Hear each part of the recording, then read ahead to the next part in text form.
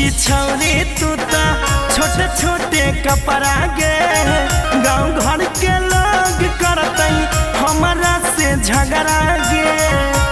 हर नहीं करतो रे विश्वास कर। फादर के आदर करबो मदर के कदर रे संस्कारी बन के रहबो करे तू सबर रे।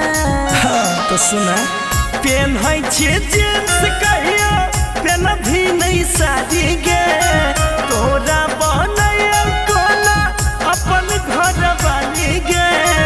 लेहने रे छौरा हमारा कनिया बनाई देबो गोरा बोदबाई मम्मी पापा के लेना पुताहू बनाई देबो खाना मो बनाई।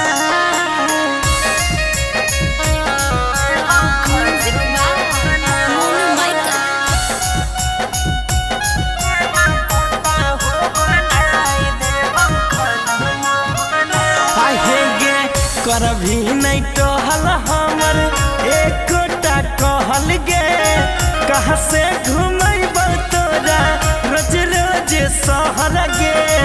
बोला नहीं कहबो घूमबैला हमारा ता तोरा बिना जैतौ नहीं रहल रे मोनू माइकल हमें खा ले बहु जहर रे।